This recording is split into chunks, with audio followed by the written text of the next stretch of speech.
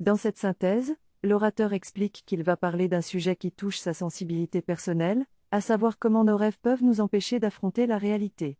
Il soutient que le mouvement actuel de la psychologie positive et de la loi de l'attraction, qui prône l'idée que plus nous rêvons, plus nous pouvons obtenir ce que nous voulons, est problématique.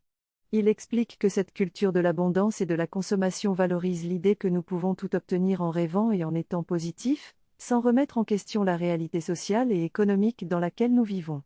Il affirme que cette idéologie ne permet pas de prendre du recul et de voir les obstacles et les limites réelles qui se dressent sur notre chemin. Enfin, il met en garde contre le fait que le bonheur absolu et définitif que nous cherchons à atteindre grâce à la réalisation de nos rêves n'existe pas, et qu'il est important de trouver un équilibre entre nos aspirations et la réalité de notre vie quotidienne. Le texte aborde le thème de la toute-puissance du moi et de la croyance que nos rêves peuvent créer une réalité magnifique. L'auteur souligne que cette croyance peut mener à une grande déception lorsque nos rêves ne se réalisent pas, et peut même causer de la dépression. Il explique que cette culture de l'optimisme et de la croyance en soi est encouragée par une société consumériste qui utilise le marketing pour nous faire croire que nous serons heureux en consommant. Il ajoute que nous sommes actuellement dans une période de croissance et d'abondance, mais met un bémol en soulignant que cela ne signifie pas que tout le monde a accès à cette abondance et que nous devons être conscients des inégalités sociales. Finalement, il explique que cette période de croissance a également donné lieu à une prolifération de coachs et de thérapeutes, qui profitent de la situation pour offrir leurs services. Le texte parle de la difficulté de réaliser ses rêves dans un monde qui n'est pas parfait, où il y aura toujours des obstacles et de la souffrance. L'auteur est d'accord avec cela et préfère être lucide plutôt qu'optimiste ou pessimiste. Elle croit que le fait de ne pas croire en la réalisation totale de ses rêves lui permet de mieux gérer les obstacles sur sa route. Le texte aborde également la manière dont les êtres humains utilisent les rêves, tels que les romans, les films et les jeux, pour échapper à la réalité difficile ou ennuyeuse. L'auteur pense que nous sommes dans une société qui aime produire des rêves, mais que cela peut causer de la souffrance lorsque les rêves ne se réalisent pas. En fin de compte, l'auteur conseille de ne pas être trop centré sur soi-même et de ne pas chercher la toute-puissance, mais plutôt d'accepter les obstacles et de trouver des moyens de les surmonter. Le texte traite des mécanismes qui se cachent derrière l'expression se faire du bien. L'auteur souligne la complexité de cette expression et montre que certaines croyances erronées peuvent entraîner des phénomènes de dépendance et de souffrance. Il explique également que croire en ses rêves peut être positif, stimulant et créer une émulation, mais que cela peut également mener à des excès, tels que le burn-out, si l'on se fixe des idéaux trop élevés. L'auteur pointe également la tendance actuelle à penser que l'accès au bonheur passe par la réalisation de soi, en travaillant dur et en faisant des efforts. Cette conception peut être nocive si elle entraîne une pression excessive et une compétition malsaine entre individus. En somme, l'auteur souligne la nécessité de comprendre les mécanismes qui se cachent derrière l'expression se faire du bien et de trouver un équilibre entre la réalisation de soi et le respect de ses limites. Cette personne exprime sa tristesse face à l'emprise qu'a une idéologie sur les gens, les faisant croire en des postulats qui génèrent beaucoup de souffrance et de dépression. Selon elle, cette idéologie, qui consiste à croire en ses rêves, à la réalisation de soi et à la croissance personnelle, a émergé au XVIIIe siècle avec la philosophie romantique. Cette idéologie est aujourd'hui très répandue dans la société, conduisant les gens à croire qu'ils doivent être heureux, joyeux, optimistes et positifs à tout moment. Cela génère une pression sociale qui peut être difficile à supporter pour certains, provoquant ainsi des crises d'estime de soi et des épisodes dépressifs.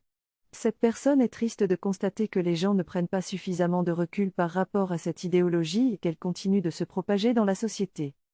Le texte souligne l'idée selon laquelle les adultes ont tendance à croire qu'ils sont tout-puissants et qu'ils sont aux commandes de leur vie, mais qu'en réalité, ils sont souvent limités par des facteurs externes sur lesquels ils n'ont aucun contrôle. Cette croyance les amène à se sentir responsables de leurs choix passés et à éprouver des regrets. Le texte suggère également que la société encourage cette croyance en nous faisant croire que nous avons le contrôle total de notre vie, nous incitant ainsi à acheter plus de produits pour réaliser nos rêves. En revanche, le texte met en avant la valeur des rêves, qu'ils soient nocturnes ou éveillés, pour mieux comprendre notre inconscient, mieux nous connaître et trouver des solutions à nos problèmes internes. Certaines cultures considèrent les rêves comme des guides vers une vie meilleure, tout en respectant l'écologie et la biodiversité. Le texte décrit les deux profils de personnes qui ont tendance à échouer dans la réalisation de leurs objectifs, à savoir les idéalistes qui rêvent sans agir et les perfectionnistes qui mettent trop de pression sur eux-mêmes. Les premiers ont tendance à fuir la réalité et à procrastiner, tandis que les seconds sont très actifs, mais souffrent d'une énorme pression. Les deux profils ont en commun de manquer de distance et de détachement par rapport à leurs objectifs, FS, ce qui les rend vulnérables à l'échec. Les personnes qui réussissent mieux sont celles qui ont une certaine distance par rapport à leurs objectifs, qui anticipent les obstacles et qui ont une philosophie de vie qui prend en compte l'instabilité de la vie. En outre, le texte suggère que le fait d'être en contact avec la mort peut aider à gérer cette instabilité et à trouver un sens à la vie. Le texte traite de la perception des obstacles et des situations dans la vie. L'auteur rappelle que les obstacles sont inévitables et que chaque situation présente des avantages et des inconvénients. Il critique les personnes qui ne veulent pas voir l'ombre et la souffrance et qui se focalisent uniquement sur le positif. Il évoque le mouvement du New Age, dont il fait partie, et souligne l'importance d'aller au-delà du positivisme pour atteindre une compréhension plus profonde de la réalité et une paix intérieure. Il évoque également les enseignements spirituels du tantrisme qui mettent l'accent sur la non-dualité et la compréhension que tout est en interaction et que toutes les polarités sont liées. Cette vidéo montre une personne parlant d'accepter la simplicité de se donner pleinement la permission d'utiliser toutes les stratégies disponibles, même si cela ne fonctionne pas toujours, tout en restant libre du résultat. Elle parle également de la déception et de la tristesse qui sont des émotions normales et nous relient aux autres, contrairement à la joie qui peut être ennuyeuse si elle est constante. En réponse à une question, elle discute de l'espoir et explique que les enfants peuvent créer de l'espoir pour survivre dans un environnement difficile, mais chez les adultes, l'espoir peut devenir une forme d'illusion qui vous empêche de voir les défauts d'une personne et vous fait croire à une transformation qui ne se produira peut-être jamais. Cette intervention a abordé le thème de l'intégration, qui consiste à expérimenter les choses pour permettre une réorganisation profonde et durable. L'intégration va au-delà de la simple compréhension intellectuelle, et nécessite de s'immerger dans l'expérience pour amener une mémoire de réorganisation.